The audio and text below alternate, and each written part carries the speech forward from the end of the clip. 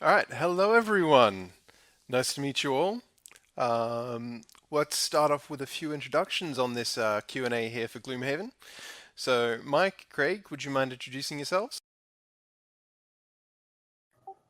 Yeah, I'll jump in first. Hello, I'm Craig. Let's go with exec producer over at Flaming Fowl.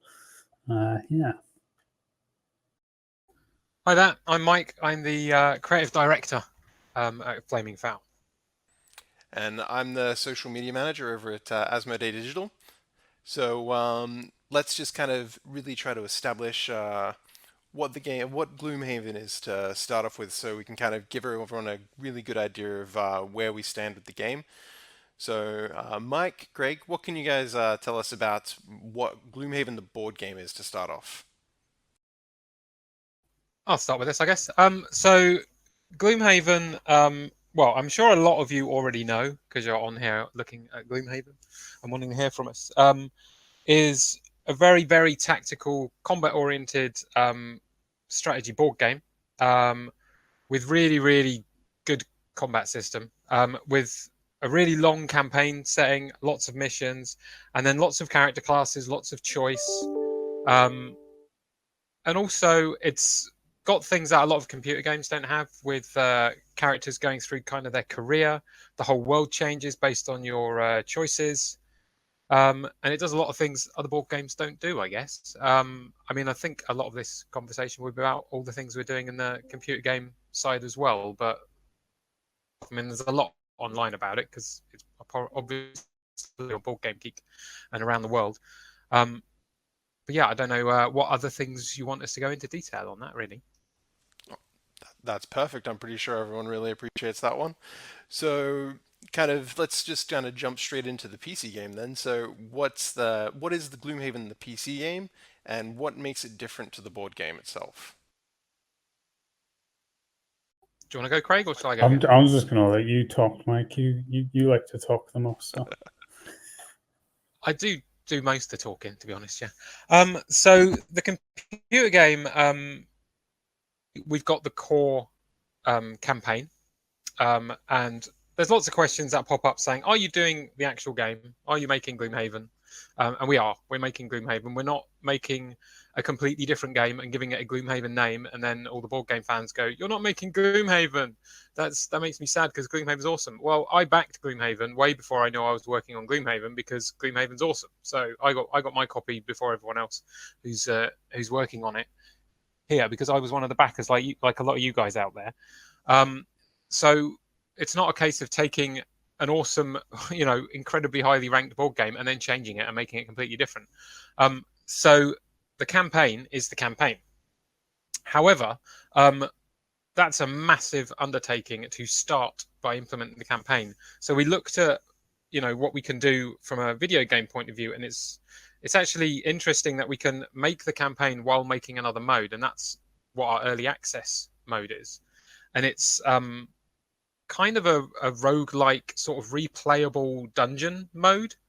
And therefore, it will use a lot of the content from the campaign as we're creating it to create this ever-growing roguelike mode, which means if you're familiar with Gloomhaven, you will get the Gloomhaven campaign, but you'll also get this brand new mode as well. And if you haven't played Gloomhaven before and you just start with the computer game, you'll start with this mode because obviously if you come in early and back it, you'll start playing it with this other mode, and it will get you understanding the rule set and the gameplay and introduce some of the characters and enemies and things.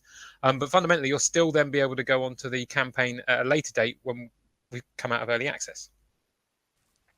Awesome.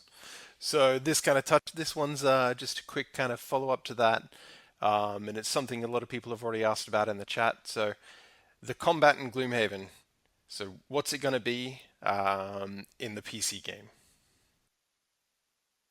I'll carry on. Craig's just going to sit there. I'm really am. I'm just going to jump in whenever you start saying something that I don't want you to talk about.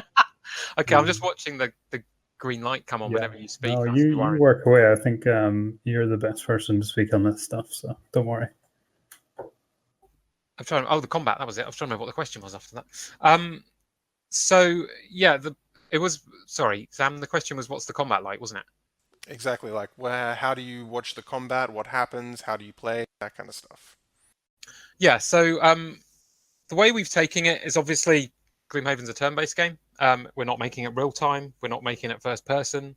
It's a tactical 3D, full 3D, lovely looking, isometric but rotatable. Not stuck in various angles. We're looking at different camera systems and stuff and exactly how to do it.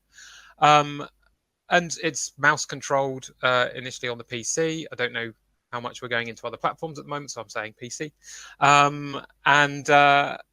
It plays like a lot of games you'll be familiar with from a control point of view, so something like XCOM. But obviously, the game itself has the really interesting system of the cards, where every turn you choose 2 cards out of your deck, or out of the deck you built for that mission. And then you're able to choose 1/2 of each of those cards when you're actually playing that character's turn. Everything is exactly the same in the computer game. Obviously, the characters are animated. The spells have particle effects. They have sounds. We've got music. The levels are full of pretty 3D meshes. So it doesn't look like the board game.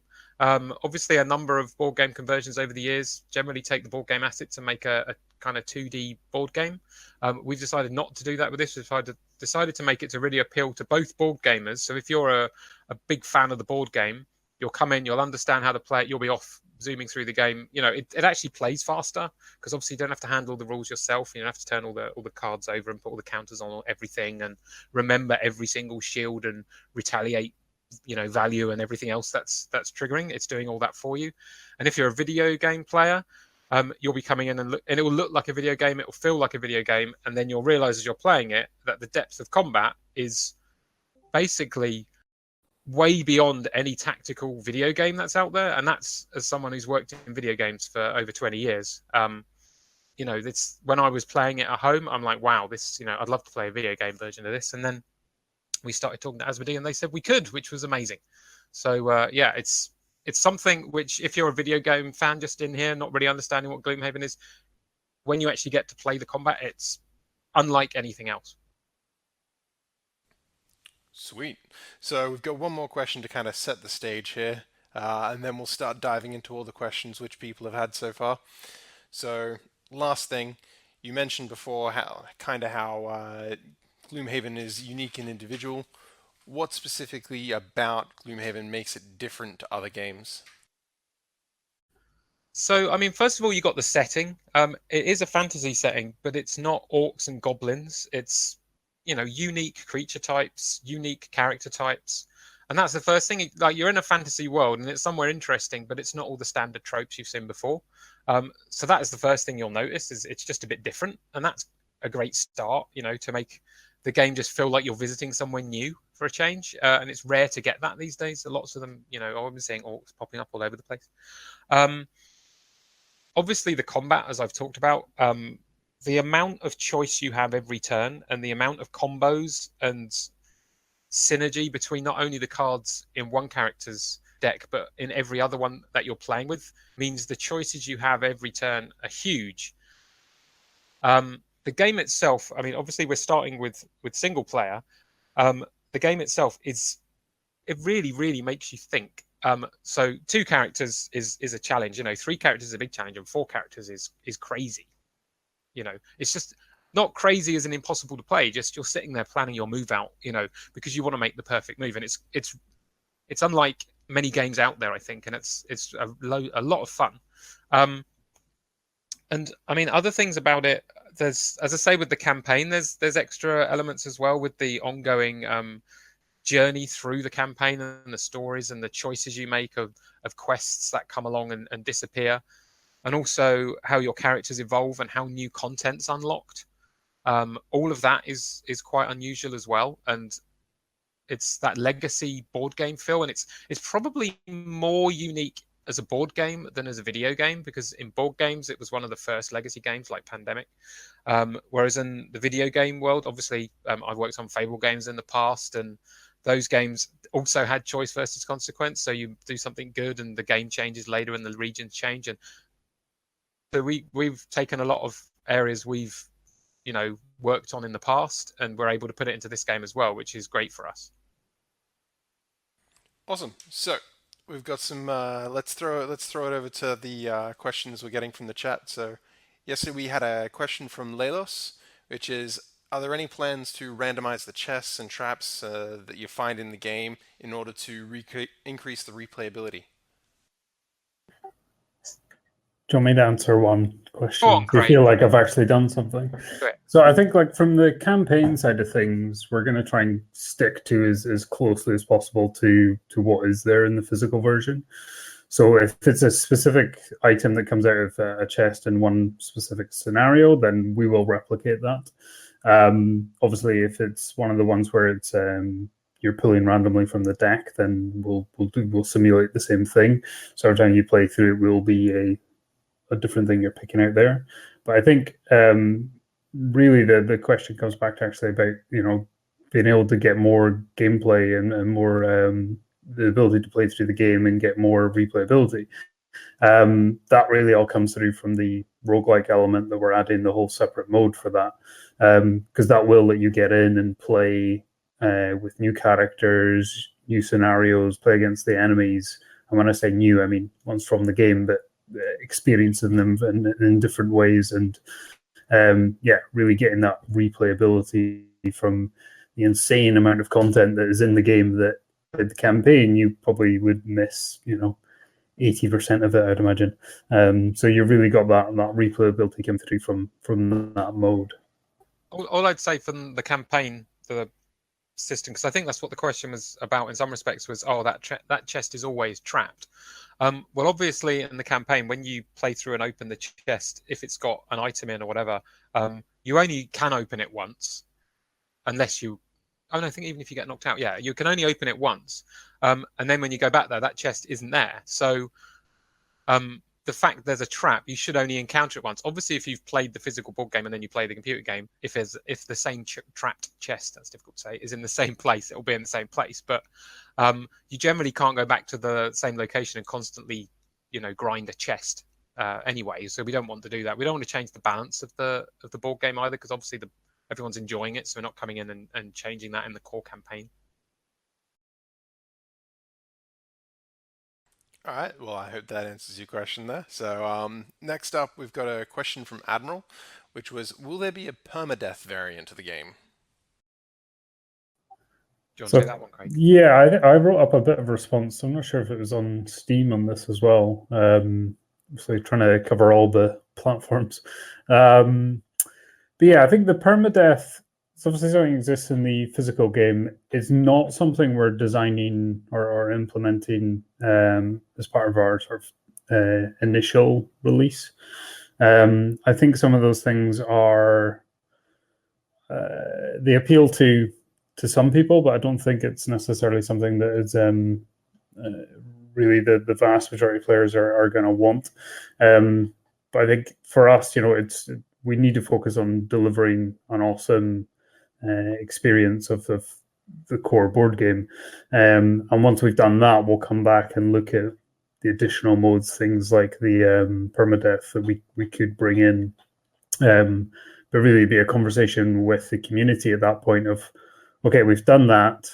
What do you want us to do next? Because we could add permadeath, or we could add this, or we could add that, and actually have that, dialogue and actually respond to what it is people want. And then obviously from the roguelike mode, you will have kind of the permadeath element and the sort of risk of dying halfway through a run. So you'll get some of that satisfaction from the roguelike. The roguelike's all permadeath, Craig. It's horrible and terrifying, and there's death everywhere. So it's different. The thing about playing the core campaign is it's a very, very long campaign, and it's unlike a lot of other campaigns out there. And in that it's so big, and having permadeath on that for later on we could look at it, adding it as an option, but you don't want to put that into the core thing on day one, because someone's playing through it for 50 hours and then gets permadeath on their favorite character, and they're not going to be a happy bunny. Whereas on a roguelike, which is a much shorter kind of playthrough, then you're going to have to face that. You're not going to be able to save scum on the roguelike and things like. You're going to be facing dangerous situations a lot of the time. So you'll get that absolutely. And obviously, the roguelike itself will have difficulty modes. A conveyor belt of death, yes, I'd agree with that comment quite a lot.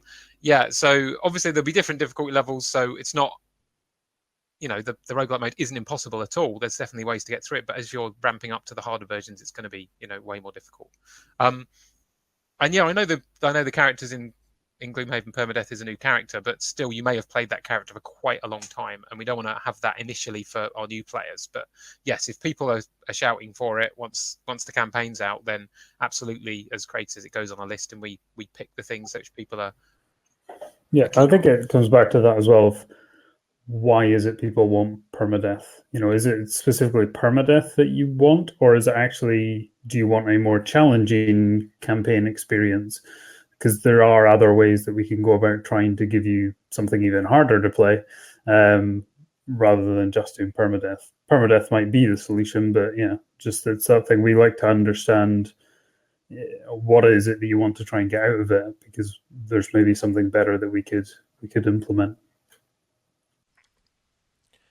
All right, cool. So going back to one of the things that you actually said, Mike, Descent had a question which was relating to, will the game default to an Iron Man mode where there's only one save and no take backsies kind of thing, or will there be the possibility to save and retry on specific elements of the game, especially in the roguelike mode or in the campaign mode? Yeah, the roguelike mode, we're pretty tied down on that there's no takebacks. There's one save game. It's not a long game. I'm not saying it's like 10 minutes long. It's it's a few hours. We're still looking at exactly how long a roguelike run is, but it is a short thing. You are expected to die. There's no takebacks. There's no reloading, re-rolling. You've got to be careful. In the campaign mode, we're actually undecided exactly how we're going to do it at the moment. We're thinking that the game saves at various points on the turn. But we've got to look in to find out what's the happy medium in that, rather than, we don't want to be, basically, you're buying the game, you're playing the game, it's a single player game, and it can be multiplayer game with your friends and everything. I don't want to necessarily dictate to you exactly how you play your own game. Obviously the roguelike mode is supposed to be played in a certain way, but the campaign mode, again, it could come back to that we put in different options for people which they can choose at the start. I don't have a problem with that. I really want people to enjoy the game how they want to enjoy it, and I don't want to enforce my gameplay style onto everybody, because I'm sure everyone has a different way that they enjoy Gloomhaven at the moment. All right. So we actually have a very popular question actually coming from many people in the chat, and that is regarding custom classes and scenarios and modes, and essentially them being able to upload their own stories to the game, or their own custom modes and scenarios. Is that going to be a position? Yeah, it'd be great if everybody could just upload the originals content from the board game. Then we could use that. We wouldn't have to make it. Yeah, I think in terms of, this is very much the Steam modding and kind of user generated content, and yeah, it's something we'd love to do, but again, for us, the focus is on delivering an awesome experience for that sort of single player play through the campaign experience first. That's the main goal, and then we will look on, okay, cool, we've done that, what else can we do? And that's the thing, we're a relatively small team.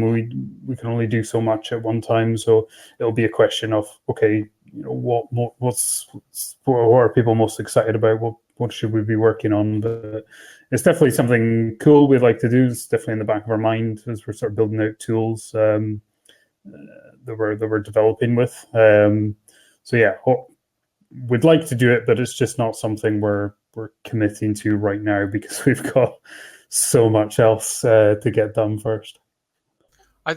Misha's on this. He's in the chat. He's the guy who's implementing all of the levels. So they're going to be tools to use, because he's one of the guys who's going to have to sit down and make all the levels. So it's certainly possible in the future. Obviously, yeah, it totally comes down to what we do next. There's lots of things we can do. So it's not in the core thing, but that doesn't mean we won't do it at all. All right, so we have a question yesterday from Napoleon, which was about leaderboards. Will there be leaderboards in the game for people completing and scoring in scenarios, be it in the campaign mode or even in the roguelite mode? So on the roguelike mode, the way you kind of unlock content and unlock new characters in that mode is it's all about the achievement system we're going to implement in. So as you play through the game with various parties of adventurers, you'll unlock achievements on their runs, and those things will kind of show you how far through the roguelike mode you are. So that in theory is a kind of leaderboard. It's like how many achievements you've unlocked. For the main campaign at the moment, the campaign is primarily a single player or multiplayer, potentially with your friends. It's more about that experience of your own adventure. So again, if you're playing something like, you know, Pillars of Eternity or even a Fable game in the past, we didn't have leaderboards for that because it's more of a single player experience or a single adventure experience, as it were. Absolutely, although it's something again which, you know, if people are like, right, we really want a mode now where it's all about us going in and trying to beat this adventure as quickly as possible, and you know, something like that, then that would be something we could look at. It's not something we're doing at the moment, but there's no reason why we wouldn't do it if people are excited and we're getting a lot of feedback. This is how we tend to make stuff as a company: is we listen to people, and we see what you want, and it, you know, we then start hearing those trends from our fans, and that's the kind of things we like to get working on next. That's the best way to approach game development, right? Not always the easiest, but yeah, it's, it keeps your fans happy and engaged, and that's always good. Yeah, definitely. So we've got a very recent question from GameCrawl. I'm going to tie his two questions into one. So regarding progression in the roguelite mode, how do you acquire loot and equipment, and how do your characters level up and progress? So the way the roguelite works, it's like a super fast version of the campaign game. So you'll start off with a number of characters looking at the main map, and you'll move across the map with various nodes. So you could go to scenarios, you could go to shops, you could have events. And basically you go into those scenarios or the events or whatever, and you will play through a Gloomhaven scenario with the characters you have. And at the end of that adventure, that particular scenario, you'll have unlocked items in chests, the characters are leveled up, you'll have found objects, enchantments, items, even you may have found unique ability cards in that adventure. And then your character before you move to the next scenario will have got new stuff, you'll have gone to shops, you'll have done events, and basically across a much smaller number of scenarios than the campaign game, you will have got a load of new stuff. So again, it's difficult to talk exactly on the timeline of a whole game, because that's what we're actually right in the middle of doing at the moment. You'll have kind of gone from level 1 to like level 6, level 7, really, really fast. So it won't take you 40, 50 hours. It'll take you a number of hours, but you'll get to experience high level stuff very quickly.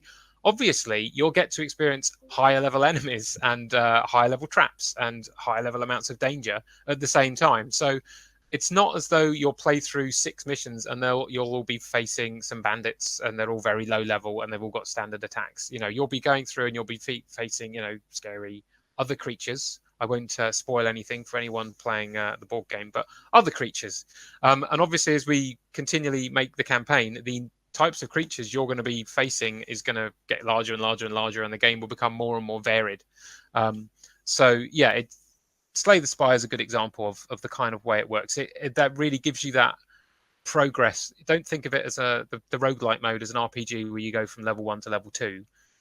You go from level 1 to level 9, level 10 within a run. But so do the enemies. So this is a question that both Craig and Mike can both answer. So Craig, you can jump in on this one.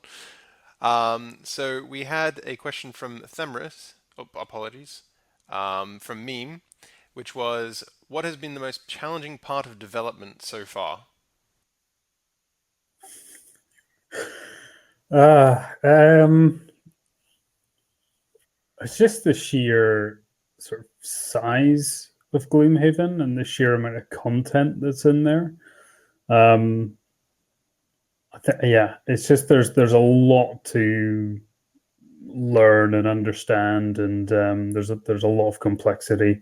It's been really interesting working with Isaac and kind of understanding, looking at the differences between how we would develop a computer game and how they're developing the board games. And there's things that you can sort of see, like within computer games, if we're developing a system and a feature or an ability that character is going to use, as game developers, we're then looking, okay, well, where else are we using that? How are we maximizing the value of all that coder time and whatever design time that's going into making that thing work? Where else are we using it? Whereas from the board game side of things, they're literally like, well, I just come up with this idea and I write 2 sentences and then that's how it works in the rules, and then never use it again. So there's just a lot of like one-off rules that you've got to kind of piece get your head around. But it's part of, I think, why Gloomhaven's so popular, is because there's such a wealth of different play styles within that one game. And then combine that with the whole the overall combat mechanics of the 2 cards and the 2 choices per card, and it combos in really well. So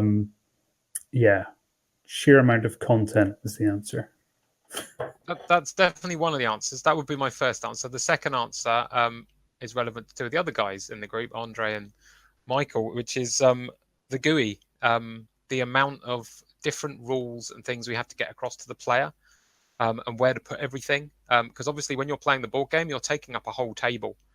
And for the video game, you have one screen. So we're putting in lots of hoverovers and more detailed information, and also all the times you're able to use items and use abilities, and I want to consume this mana and use this item and do all these other bits and bobs, and just working out where it all fits on the screen and how the player uses it. That's something which is ongoing every week. There's something changing to make sure it all works together and is all as usable as possible, especially primarily for people that have never played Gloomhaven before. I think for someone who's played Gloomhaven, you could pick the game up today and play it and go, oh, I get this. This makes complete sense. I understand exactly what's happening. And for someone who hasn't played Gloomhaven at the moment, it's probably helpful if I'm sitting next to them explaining what all the GUI bits do. But obviously this is an ongoing thing, and in the next month or 2, we should get in a place that we're generally pretty happy with. It's just we're going to, at some point, I mean, this is probably something Craig should talk about at some point, but at some point we're going to be wanting to invite some people to come and start playing the game and giving us feedback on elements like the GUI, because that's kind of the area where we want new people to be picking up the game and trying it out. Yeah, I think, well, there's sort of 2 sides to it that we're always very keen to get people in and playing the game, not just from like an early access point of view, but kind of even ahead of that as well. We'll be keen to have like a closed beta group of players that want to come in and give us feedback. And I think there'll be 2 sort of sides of that. We'll be looking for people who haven't really experienced Gloomhaven, but like strategy games and should like the game, but never played the physical game. We want to get them in and get feedback and make sure that it all makes sense and is all usable for them. And then the other end, we'll want to get some people who are dedicated hardcore Gloomhaven fans that we can get in and really get the blunt feedback first, and make sure that everything's working as it is intended. But I doubt we'll find anyone like that on this Discord server. Cue the hundreds of people now jumping in to say, I can be a beta tester. So next question that follows up after that one is, so what was actually the most fun thing that you've enjoyed implementing so far, or working on? I'll go first, because then if I pick the obvious answer, Mike's got to think of something else. I think one of the coolest things is just bringing that whole world into 3D. So obviously the board game has the figures for all the player characters, but there's only 2D concept art for the enemies, and the environments are top down 2D. So there's no real feeling of what that's all meant to look like properly. So yeah, it's just been really cool to kind of see all that come together and see like the models for the enemies and stuff coming in, and seeing them animating and particle effects and all that stuff. So yeah, I think that bringing it from my tabletop into computer is pretty cool. My answer was going to be the living corpse throwing up everywhere.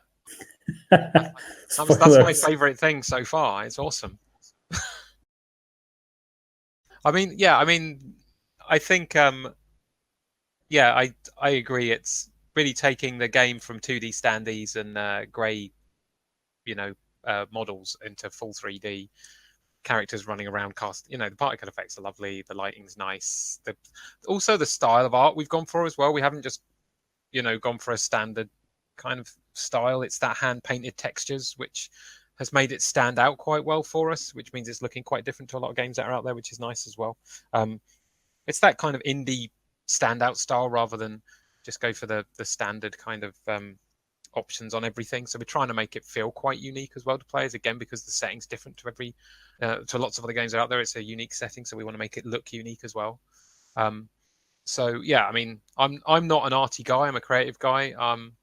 And our artist hides from the media, so he's not even in this group. But he's done a great job leading the team, from both getting the meshes looking great, the world looking great. He's just working on the map, so we should be able to start showing you the 3D map soon as well. So the 2D map of the game is going to be in 3D, so you're going to move a 3D camera around and choose where you're going to go on it and stuff like that. So it's things like that. It's just bringing it out of a 2D board game and creating it. And I think Isaac's enjoying that too, because he's able to look at the characters. All he's got is a 2D piece of art, and now he's got them moving around. And I think on 99% of things, he's like, yep, that's cool, which is great, because if we're able to make Isaac happy constantly, then we're doing our job well.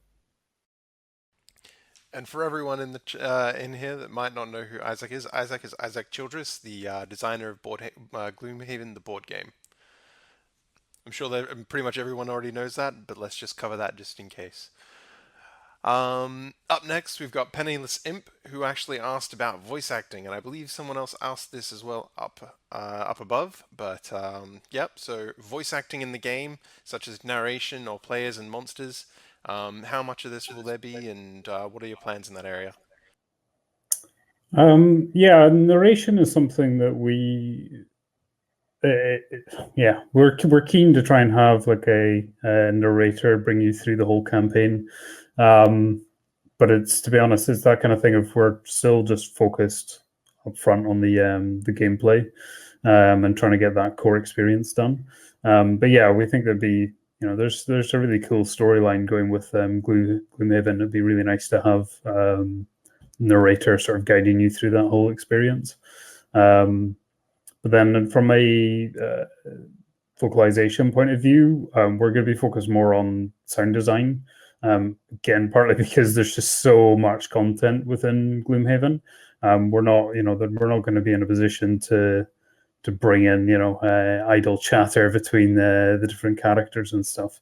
So we'll be focusing our efforts on kick-ass music and really cool sound design. And we've got music's been done by Russ Shaw, who is did all the Fable music back in our Lionhead days. So yeah, it's starting to sound really cool. And that's certainly, I'm looking forward to seeing a lot more of that coming in. All right, cool. Guys, don't forget, keep asking your questions. We're happy to continue answering them, so keep going. I think there was, I'm gonna take over from you. There was a question about DLC, the expansions that Isaac's working on just now. The Forgotten Circles, I think it's called. Yeah, and it's kind of the same answer for a lot of things. It's not what we're focusing on just now. It'd be cool to add that content in, but we have so much content to do just from the core board game. It's not something that we're we're adding right now, but definitely it'd be cool to add that later on.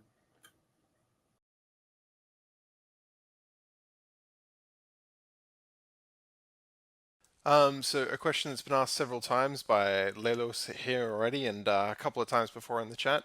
City and road events, how do you plan to kind of execute those in the campaign, even if it's not what's you're currently focused on, but just your ideas of what you're thinking about for that regard?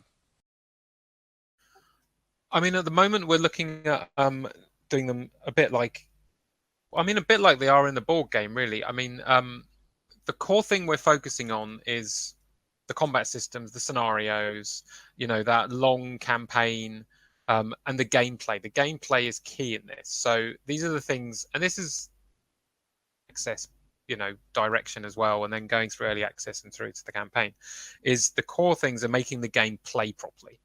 And making that 3D experience as good as it can be, so that when you're playing it and you're going, this game looks awesome, it's playing awesome, it's fun, I'm happy. Therefore, initially, the events are going to be similar to the board game. They're going to be textual. You're going to have music. You're going to have drawing. But that's what they're going to be initially. That doesn't mean that when we finish everything else and get that massive campaign complete, that we can go back and go, right, let's make them, let's add narration to them and things like that. But that's going to be that later goal once we've got the core campaign in, because that's what we're really, really concentrating on, that gameplay and the visuals of the 3D world and the combat and the particle effects and everything else and all those kinds of things. Again, it's a bit boring constantly saying the same thing, but it's one of those, it's something that again goes on the backlog, and we look at it and go, right, which of these things are we doing next? It's something we definitely want to do. Cool. So next up, we've got a question from Kaban, which was about playthrough of scenarios. This probably relates back to the roguelite mode, but scenarios that you've already done, then you can't continue to repeat because you're blocked out from already completing them. How are you going to allow people to experience that content repeatedly if they really enjoyed a specific scenario? So I think that's two different things. I think in the full campaign, you can replay a scenario. You just don't necessarily get the treasure you've already unlocked. So you're actually allowed to go back and play a scenario again, and get the XP and get everything like that off that. I believe that's that's how I play it. But then again, every now and then I look back at the rules and go, did I play it like that? That wasn't the right way to play it. So I think I'm right. With the roguelike mode, the dungeons are randomly generated. So there's never a case that you will end up going back to the same dungeon. Obviously, we're randomly generating them within seeds and planning stuff, so it's not entirely random. You won't just walk in a room, it'll be filled with enemies and you'll die. It's going to be balanced. We're looking at what Isaac did for his random mode. We're taking inspiration from it, but it won't be the same. It'll potentially have more variation. Obviously, what you can do with a deck of cards is very different to what you can do with a PC generating it. So we're looking at it being quite a lot more deep and involving, with lots more elements to play. So to the question, I don't think for the roguelike mode you're ever going to find the same dungeon twice. So that's the plan anyway. So and with the main campaign, it shouldn't be a problem. You can bold statement there from Mike. play again. It's random. So a question from Chet is regarding monster and trap levels. Will they be increased without increasing rewards for solo mode? So again, I'm going again, Craig. Two modes again. So your first mode is your campaign, and in that it's very much linked exactly to your character level. So we're not changing that. We're not going, and obviously you're able to choose your level as when you go into the scenarios. You can make this scenario more difficult if you want. You can make it easier if you want. That's the same. We're not changing that. For the roguelike mode, the scenario level will be based on the difficulty level you've chosen for that run. So the first scenario on a standard run will be level 1. If you decide to go in hard mode, the first one might be level 2. And then peppered across the map will be the other scenarios, some of which you'll see loads of information about. Other ones might be question marks. You don't quite know what's there. As you go across the map, they will level up in an entirely. Their level will be defined when the game begins. irrespective of what your level is. So if you're not leveling up fast enough, if you're not finding enough cool stuff, if you're trying to avoid every scenario, so you're just doing the events and getting a few bits there, you won't be leveling up at the same speed as the scenarios. You'll be going in and the creatures will be higher level than you. So you have to bear that in mind when you play the roguelike, is to take on enough scenarios to level yourself up enough. Otherwise, you will drop behind that run of the game. So it won't be linked to your hero level. You will also be able to out level it if you play particularly well and manage to, trigger all of your battle goals or other things which allow, get the most treasure you possibly can and get the most rewards. Then potentially you'll be going in above the level of the creatures you're facing, and you're on that particular run. Bringing up battle goals, Omelette had a question about battle goals and personal goals. Yeah, so for the campaign, battle goals and personal goals exactly as expected. For the roguelike mode, obviously personal goals being the long-term one don't really make sense because your characters are the campaign itself is much shorter, so you would never get them finished. The battle goals, we're looking at whether they're the right way to earn perks. So it's whether we use battle goals for perks or whether we give you perks in a different way. So we might change that for the roguelike, not because the system is bad or anything. It's just the game, you're supposed to be leveling up faster. And if we use the system exactly from the board game, that's assuming you're playing a 50-hour computer game rather than a 10-hour computer game. So, or not even that, not 5-10 hours. No, yeah, 2-3 hours. So there'll be something like battle goals, I assume. It just probably won't be exactly the same. All right, Themris had a question regarding keeping track of all the different scenarios and things that you've done inside of the game.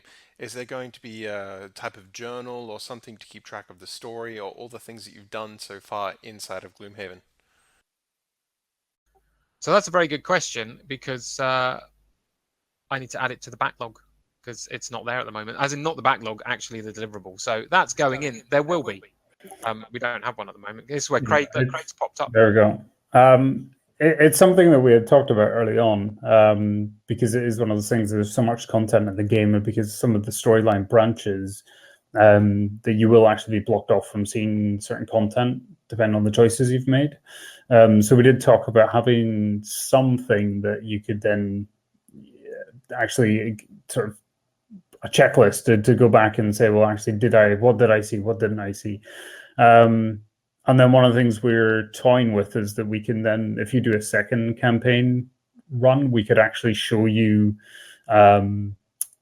maybe quests that you didn't do the previous run. We could highlight them to you in some way, just so that you can be clear on, well, I did that last time, I'm going to go this way, and make it easier so you don't have to go back and go, which one of those near 100 quests did I actually do or not do. But yeah, it's something, again, because we're focused quite a lot on the roguelike just now. It's something we need to come back to for the campaign and figure out exactly where we're going to tie it in. Yeah, I don't think it's a particularly big task. It's just one.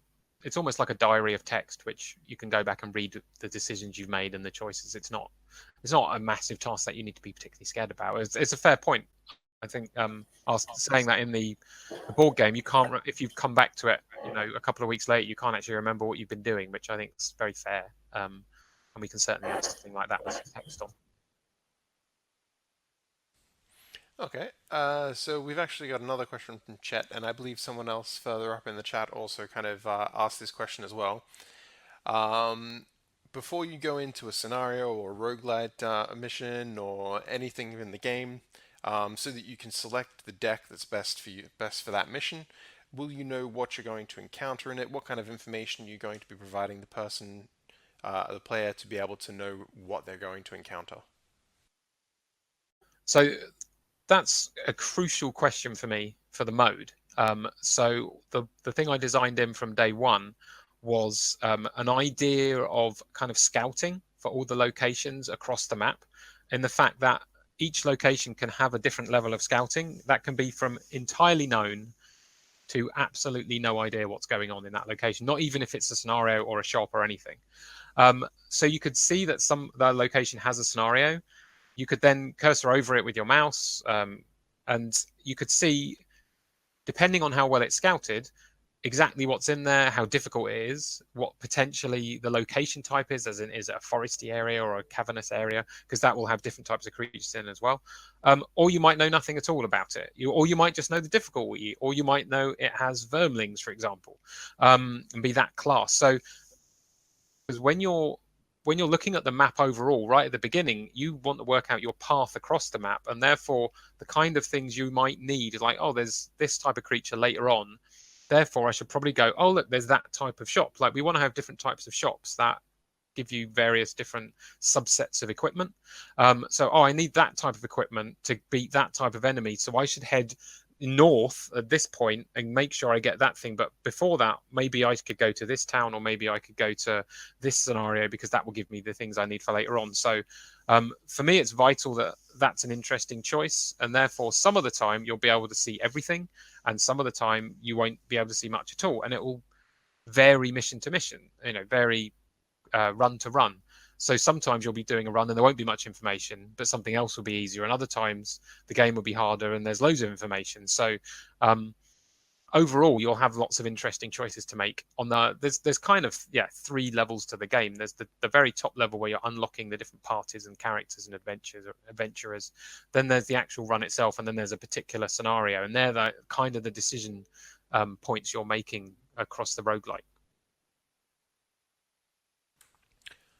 Excellent. So we've got something from Penniless Imp where he's asking how can he support the development of Gloomhaven prior to its release. So this is an easy one to answer. If you're wanting to support the game, jump onto Steam, add the game to your wish list, and don't forget to follow the Flaming Fowl social channels as well as the Asmodee digital channels, and you can stay updated with everything that's happening around the game there. And also, don't forget to keep asking your questions, guys, because we're here for a bit more.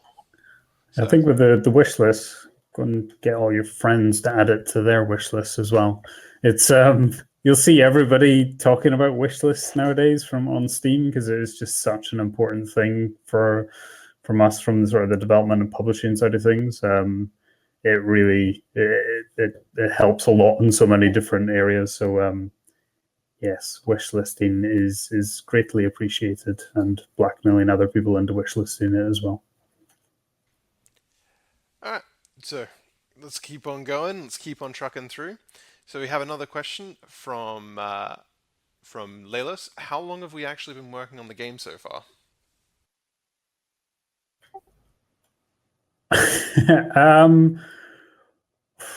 It's probably just gone a year now, in terms of when we first started the initial designs and stuff. Sort of the development stuff started the beginning of this year. A sort of small team. We've been growing over this year, but I think it was around this time last year we started sort of the initial conversations around potential designs and stuff. So, but it was January this year that we officially kicked off working on it.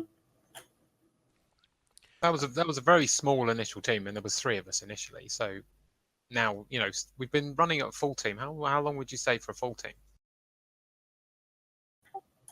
I don't know, 6 months, 3, 4 months, 5 months. We've been growing a lot. So in terms of Flaming Fowl, being very small studio. But then over the last 6 months or so, we've been ramping up. So I think it's only sort of 2-3 months that we've been full capacity. It's still sort of feels like early days, but it's cool to see the game is really starting to take shape now, and is starting to get that position where you can really sit down and play it and enjoy it. I'm looking forward to getting roguelike modes in, so you can actually sit down and actually have a bit of a challenge between the people that have got access to the game already. Okay, so next up, multiplayer support. Do we have any plans for that? What have we got in regards to multiplayer support? Yeah, so I think it was like 2 people mentioned multiplayer on Steam comments and Twitter. I think that was it. hardly anyone mentioned it. Nobody at all. Yeah, no, that is sarcasm. Yeah, we've heard you guys. Multiplayer is obviously a big thing for a lot of people. But as we sort of said time and time again, for us, like we're focusing on trying to do the core experience for the campaign as a single player first. And once we've got that done, then we're going to look at what we can add on top of that. Multiplayer is definitely high up the list. But we're just very much focused on that single player side of things. Can you name yeah. a higher thing up the list? I don't think I can. I think it's that high. It's super high on the list. Yeah, I don't. Yeah, I can't think of anything else that is maybe modding support is probably in terms of nice to haves. I think it very much depends on the type of player and who what's important to different individuals. So it's definitely high up there. We'd love to do it, but we try. The reason that it's listed as a single player game on Steam is like we try not to commit to delivering something that we're not 100% nailed on doing. So we try to be open and honest with you guys of like, hey, this is kind of where we're at and what we're thinking about. But yeah, we're not going to try and sell the game saying, hey, yeah, it's going to have multiplayer at a later date until we're actually 100% locked into doing the multiplayer. Could they watch this space? That's what people say, isn't it?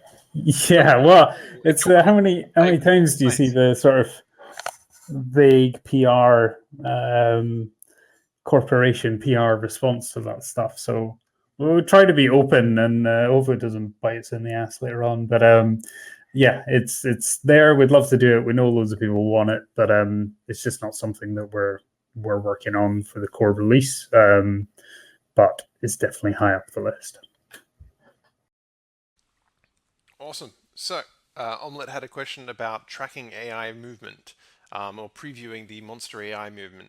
Is there any ability to do that in the game yet? Or are you planning on doing that?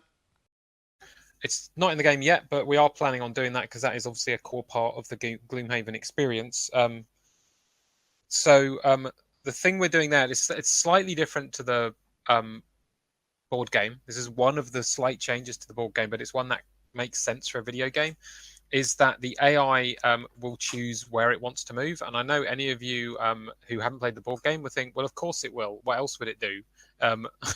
So in the board game, you choose where the AI goes if there is a slight choice between two similar positions.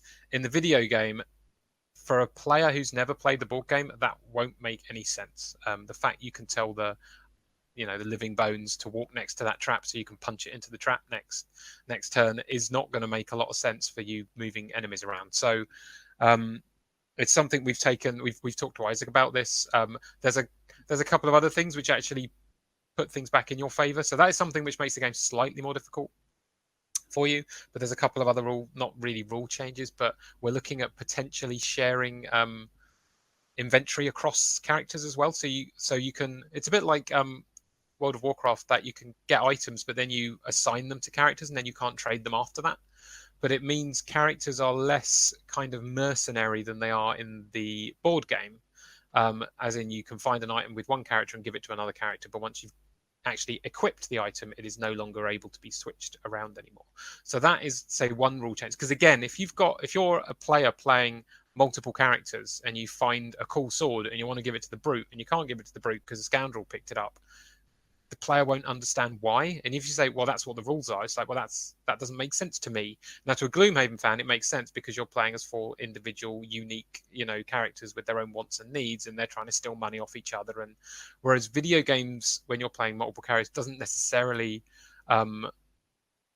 work like that. So we've tried to encapsulate the feel of Gloomhaven as much as possible, but also make it more appealing to a video game audience without making it unappealing to a Gloomhaven audience. Because, I'm a Gloomhaven player fundamentally, and those kind of minor rule changes do make the game kind of more streamlined and easier to play as a video game, and just make more sense, I think, as well.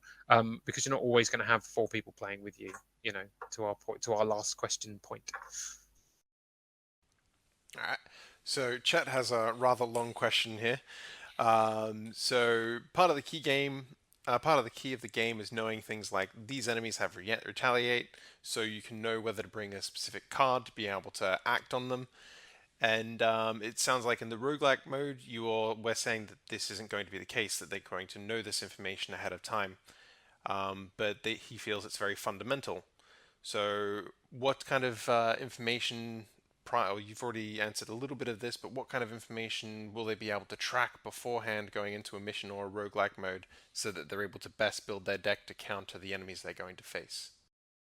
So that's an interesting question. I think it's less of a question for the roguelike mode, because I think I have explained it in that some cases you will know what you're facing, and you'll know, and therefore if you know you're facing a bandit elite or something, therefore he's got shield. I'm trying not to explain anything too late in the game. You're meeting a bandit elite, you know he's got shields, therefore items with pierce are going to be good, right? So that's fine for the roguelike mode, because part of the gameplay is knowing or not knowing. So part of the gameplay is I know I'm meeting these types of creatures, so I know I need to take poison in, or I need to take wound in, or whatever. And some of the time you don't know, so you're like, right, I need to take things that deal with everything just in case. Or I'm going in a cave, therefore it's more likely to have these types of creatures. I'm going in a crypt, it's more likely to have undead or something, right? That should be part of the gameplay. And as you play the game, you learn that better. So it isn't just a case of cursoring over every enemy and going, oh, this is what I'm going to face. That said, for the campaign, it's an interesting question, because obviously with the board game, you get to look at the whole layout, every creature you're facing, because you've got to get the pieces out of the box and put them on the table. So you know exactly what you're going to face. The interesting thing is, there's a mod for the board game where you can get the computer to tell you what's in the first room once you've already picked your classes and stuff. So you don't know what's in the first room, you don't know what's in the second room, you don't know what's in the third room. You only set it up after you've already started playing the game. So to me, that's probably an option on a menu somewhere. Do you want to play it in classic Gloomhaven mode where you see everything? Or do you want to play it in the kind of video game mode, which is probably, again, more normal for a video game player, that when you go to a dungeon, you don't know what's in every room and you don't know what's about to happen. You kind of play it, and that's how you find it out. And maybe you die, and maybe then you play it again. Because, again, the other thing to remember is every time you play a mission, you don't have to get out of the box and set it up and put all the pieces there and make sure you've got all the right cards out and shuffle them up. So playing through a mission is a lot quicker. So failing a mission is a lot less painful in a video game than on the board game, because if you sat down with your friends and you're playing for 2 to 3 hours and then you get to the end, you're like, well, if I'd known that at the beginning, we would have done much better.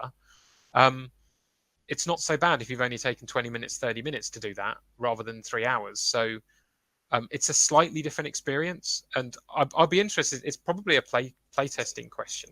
Yeah, I think for me, it actually comes down to the difficulty side of things, because that's one of the things from the single player experience that we will be looking at, especially through the early access, of how well balanced is the game if you're playing single player and knowing everything that you know through the digital form of the game. So maybe there are things that we need to do to sort of balance out and either make it slightly easier or slightly harder.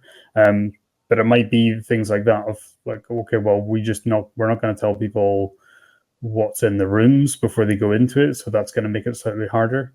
But then that said, that might be frustrating for people, and people actually want to, modify their decks before they go in. And certainly the last thing we want is people loading a campaign to see what's in there and then quitting out and starting again. So things like that, we'll take the feedback and then say, okay, well, we'll propose a solution to how to make that a better experience and take it from there. But certainly, I don't think it's nothing we're overly worried about. We'll adapt that as we're going. So next question we have is from Meme.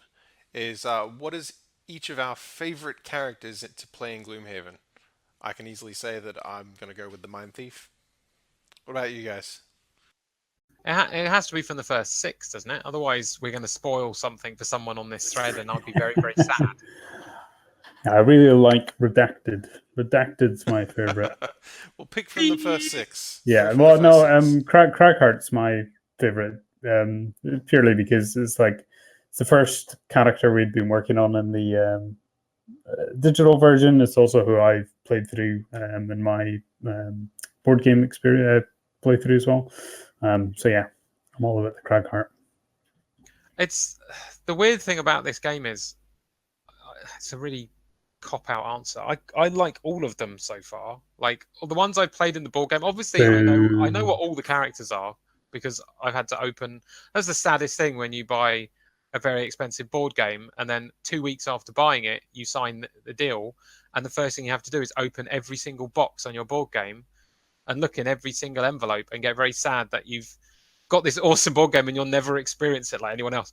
But no, looking through everything. I mean, obviously the characters I played with my wife and my friends, they're all just interesting. You know, it's like the Spellweaver is cool with her, you know, getting items back from the lost pile. That's so different to how everyone else plays. The brute just stomps around and then he jumps over people's heads and smashes people. The crag carts throwing obstacles around and smashing people into them. The mine thieves controlling people and augmenting all of its attacks. The tinker is healing people and making robots and stuff. And it's just like, you're not sitting there with a paladin versus a fighter versus a ranger, and they're doing all the standard tropes you expect everyone to do in a tactical RPG. They're just doing different stuff, and I can't go into the weirder classes that just start going completely mental later on. But yeah, they're all interesting. I mean, I in my game at home I did play the Cragheart as well, but I can't say Cragheart as well because Craig said Cragheart. But yeah, just going around punching people in the face is always more than good. one person can have the same thing as a favorite. I mean, come on. Oh, I called dibs. Well, I'm not part of the Cragheart group. If you look up what I am on this what are Discord, you? so that I can't remember what it's called. I mean, well, even that gives a race away. That might be bad too. Well, they're right there. True. I'm a harrower because I'm evil. That's me. I think they're just misunderstood. So next question we've got is one you have to try and avoid doing any spoilers on. How will you handle Envelope X? I was gonna just ignore that. Yeah, we can just ignore it if you guys want. If you want to avoid any potential spoilers altogether, so we can jump on to the next question. That's fine. Yeah, I pretty much. Yeah, we're not commenting on it. That's fine. Let's jump on to the next one. So next one is the party composition in campaigns. When you start a campaign, will the party be fixed at the start, or will they be able to change and modify the party in campaigns, or even for the roguelite? You missed the part of that question which said like the board game, right? If generally in 93% of answers, if your question says like the board game, the answer will be like the board game. We're not coming in and changing the board game. Obviously, I've said a couple of things different with AI kind of choosing where it walks and sharing items between characters and things like that, right? Minor things like that. But if there was quite a lot of stuff when we revealed the video and they're like, are they making a first-person game but using the Gloomhaven name? That would suck. Like, no, we're not doing that. We're making Gloomhaven. We just did a video that looked quite nice, from a different angle. So if you ever have to put like the board game at the end of a question, just assume yes, generally, unless there's a very specific case. So yeah, you can bring people in and out of your party whenever you like. You can change the number of characters in your party. You can do anything you want. So don't worry, exactly like the board game. In the roguelike mode, no, it's different. It's the roguelike mode, so that has a different answer. You pick your party at the start of the run, and that's your party for that run. You can then start a new run with a different party and unlock different characters in a different way to the main campaign. But fundamentally, when you start a run in the roguelike, you stick with those characters and that makeup. Cool. So next one we've already kind of addressed this a little earlier on, but we can kind of touch on it really quickly, just to make sure everyone's up to date on what's been said so far. How will saving work in the game? By Themris and Penniless Imp. So again, two different answers. I can't say it's like the board game. The board game doesn't have saving; it just exists. So with the campaign mode, what we're looking at the moment, this is actually a conversation we're having the other day, so it's not entirely finalized. But in the campaign, we feel like we want the game should be saving like at the start of every turn, so that there are moments where the random nature of the game is locked in. So I think it was actually what we said. This is me going from memory now. I think what we said was after the enemy draws its cards. So the moment the enemy draws its cards, everyone is now locked into that moment in the turn. That's kind of where the game's saved. So you can't go, oh, the enemy was going to do that. I'm going to go back and change everything I'm going to do on that turn now. So that's on the campaign. We don't want people to do that.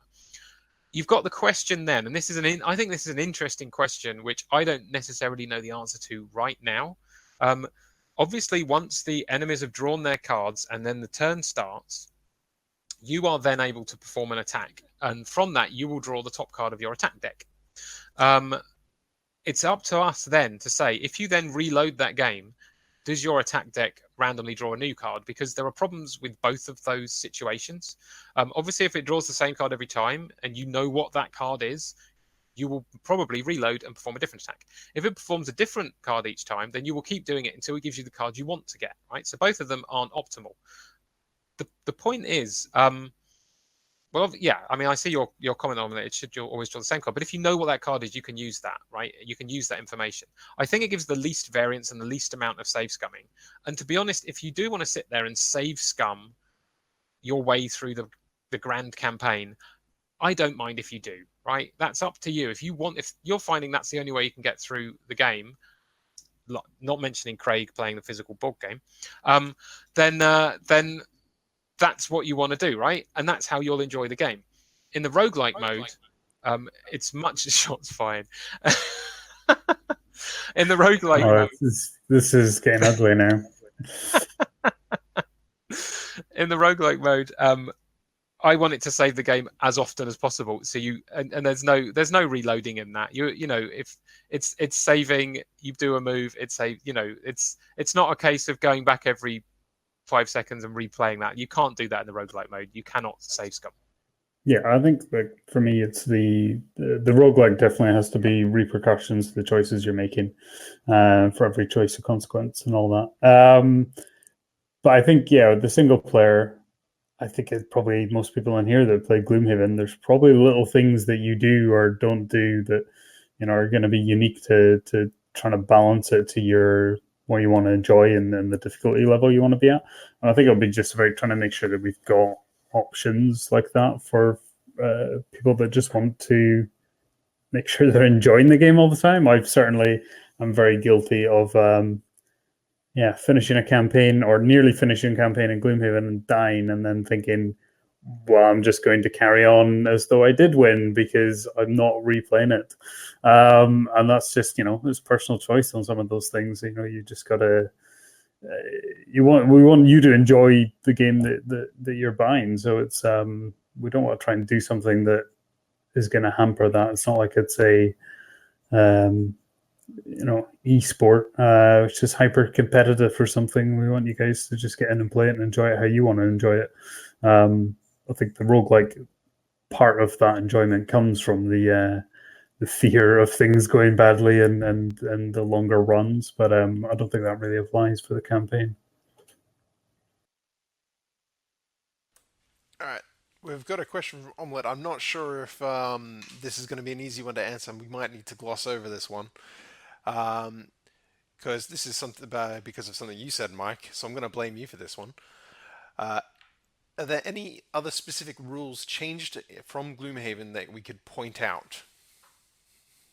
This might take too long to answer, I think. I mean, I think I've talked about the main two. It's interesting because obviously I've got Isaac's email and I send him questions on things. And I mean, the great thing about Isaac is he answers almost every rule question on Board Game Geek anyway. So generally, I don't even ask him. I just go on Board Game Geek and find out, in this particular case of this particular thing happening, how does it exactly work? And then invariably, there's an answer. Yeah, just scroll down to you see Isaac's name. There you go. There's the answer. Exactly. So for all those rules questions, that's fine. But every now and then, as I said, there's a rule that pops up, and you're like, right, this is a problem. We've got a problem with this one. So the two I've mentioned changes, they're two of them.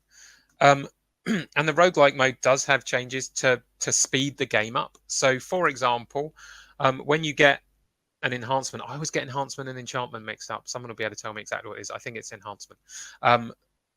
When you get an enhancement, instead of you, thank you, instead of you being able to choose from every single card you own at that moment for every character, it's more that you will get a stone and equip it on a character, and then the character will get a choice from a number of cards to place it on. There'll be cards that enhancement can be used on, but it will be a subset. It just speeds it up. It doesn't give you a choice of putting a sticker on one of, 16 cards of which you've got two halves of. So you've got 32 spaces you can place it on for one character. That's something which is just going to slow the game down for you. Obviously, in the campaign, that's how it works, right? We're not going to change the main campaign because it's the Gloomhaven board game, But for the roguelike mode, we want it to be faster. We want it to be snappier. We want you to not be sitting there for 20 minutes deciding where to put an enhancement. So things like that, we've made conscious decisions to speed up the game for that mode. But obviously, the more you've played the roguelike, if you come into the game and you play the roguelike first, then when you go to the campaign, you're going to understand those questions better anyway because you've played it on a simpler stage. So in some respects, it's almost a training mode for the big campaign, and it's a great first as well. So you get to play the roguelike and then move on to the campaign when it's available. All right. Next one up we've got is from Lord Bulb. Is how are bosses handled in the roguelike mode? Is there just one big guy at the end, or is there one every 3 scenarios? What's the plan for handling bosses? Both good options, Lord. Very good. Yeah, at the moment the plan is to have one at the end, and then depending on the length of the run, you could meet another one on the way. So pretty much what you said, which is very good. Again, with the campaign being built and the campaign having a number of bosses, as we carry on making campaign content, the early access mode, the roguelike mode, will get bigger, and more bosses will appear. So at the start of early access, there'll be less bosses, but then and less creatures and less variation. But every update that comes in, you'll get more and more and more. And obviously, we all know how massive the campaign is at the end. So when we're coming out of early access, you've got roguelike with everybody in. A big party mode of everyone trying to kill you. So yeah, the bosses, and maybe at that point we can maybe do an extended version of the roguelike mode which is longer and more bosses, things like that. Well, since we're talking about the roguelike mode, let's keep going with that. From Gamecrawler, how difficult will the roguelike mode be to complete, and will there be different difficulty levels? So the important thing for me is on any roguelike mode or anything where you're expected to fail is you should never, not never, but we should try and limit where possible you playing through a mode, failing and getting absolutely nothing. So the plan is that the pairings you have at the start of any game are based on the amount of renown you have, and the more you gain renown from finishing achievements. And achievements are linked to each of the parties. So you might have a party which is the Brute and the Crackheart, for example, with specific starting hands, because that's another thing. We want different parties to have different starting hands. So you get to experience different ways of playing the same character. So you'll start with those two, and if you manage to finish the game on easy with them, that will give you a renown. If I'm going to throw this random one out across all the games you play with that party, if you kill 50 vermlings, if you manage to get through with another achievement for them, you get a renown, and then once you've got a certain amount of renown, unlock other.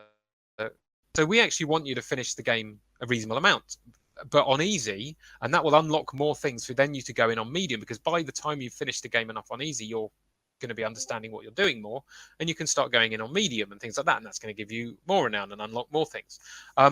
So in theory, you should be able to finish the game with every pairing, with every adventuring party on easy, and if that's your difficulty level, that's fine, right? That's absolutely fine. There's nothing wrong with that and doing it on easy. If you then go on to medium, it gets longer and it gets harder as well. That just sounds rude as I said it. But also, if you then go on to hard mode, you end up, it then does get really difficult. So, but it should do, because it's that long term kind of thing of, can I finish this game with every one of these pairings, getting through and beating every one of the bosses and all these different pairings. And that should be what a roguelike is. It shouldn't be too easy, but at the same time, you shouldn't be playing it for X hours and feel at the end of it, oh, I didn't get anywhere. Oh, I've just wasted all that time. I mean, you'll never be wasting time anyway, because you're always learning in these games anyway. But it's very much that you're always unlocking something or getting closer, getting your percentage, the number of vermlings you killed. You killed another 10 vermlings, so that's another 20% closer to finishing that achievement, which then will give you renown to unlock another character or unlock a new character. Because that's what I think, a question that popped up while I was speaking, which is, we're planning on having as many of the characters from the campaign in the roguelike as possible, but obviously at the beginning of the roguelike, you'll only have access to the starting ones, and obviously they'll become unlocked as you gain renown. Oh, well, there you go. So actually, that was the next question I was going to go on to after Napoleon. Way ahead of you. Way ahead of you. Way ahead of me. You're just blasting through everything. So Napoleon's question is about character skins. Is there any plan for anything like that, or is that not on the plan right now? How are we looking towards that? It's something that we've talked about. I don't think we've got anything to announce on that. But it's something we'd quite like to do. I quite like the notion of letting people paint their miniatures. One person is already doing that. Our character artist. He gets paid to do it. So you just need to get a copy of Maya and learn how to use it, and then you can play along as well.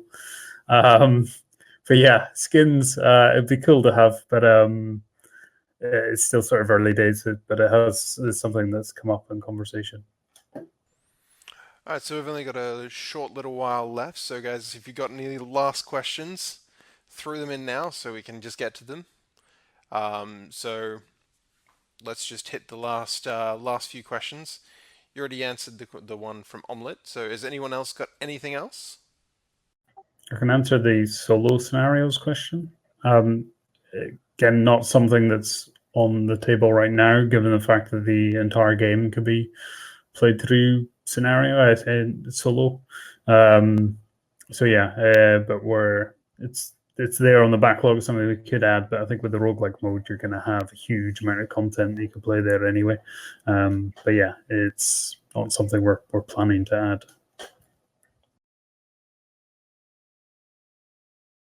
I think the other thing to bear in mind with us as well is we are all board gamers. We're not video gamers who happen to be making a video game of a board game we've never played. I mean, I've owned 200-300 different board games over my time. I've always wanted to play board games, learn from board games, and make better computer games. So then being able to work with Asmodee and being able to work with Isaac on this game is fantastic as well. So we're really planning to aim this at board game fans, but also video game fans, and actually get video game fans more into board games as well. That's actually one of our goals with all this as well.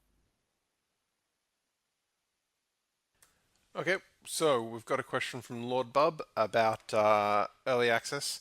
This isn't really something that we can provide information on at this time, so we're sorry about that, Lord Bulb. Sorry about that. So we'll have to move on to the next question. So we've got one from Omelette about how long will the roguelite mode take to complete? To complete across everything? Well, I mean, that's the question of, in theory, how long's a piece of string? Because as we go through the early access mode, we're going to be adding content to it. So it's kind of an ongoing mode, which will be adding more pairings, more enemies, more bosses. But each run, it's not the same length as the main campaign. So fundamentally, you could say, how long does the campaign take if you were actually to play it physically at the moment? I think it's 75 quests, 95 quests. And each one of those can take 2 to 3 hours. So the actual board game at the moment is up near 300 hours. So we've at least got to give it a go, haven't we? With roguelike mode, we've got to take it on. But I mean, to get all of the achievements unlocked, I would have thought, yeah, I mean, by the end of early access, there's going to be quite a lot to do, which should be the point. You should always feel like there's something to go back to. And to Lord Bulb's question, game development means you can never answer questions like that in detail before you have locked down every single moment. It doesn't mean we don't know when we want to do it. It just means we can't tell you yet. That's all.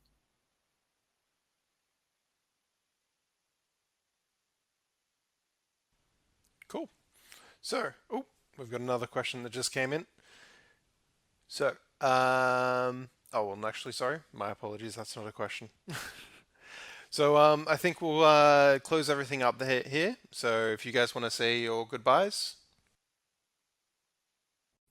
Yeah, it's been good talking to you guys. I assume, Sam, we should just keep the question thread open and we can do another one of these at some point. Yes, we'll definitely be jumping back and doing another one of these at a later point. So don't worry, if you've got more questions on your mind, you will be able to ask them again. Craig's always on here. Sorry, I'm butting in before you say goodbye. Craig's always on here.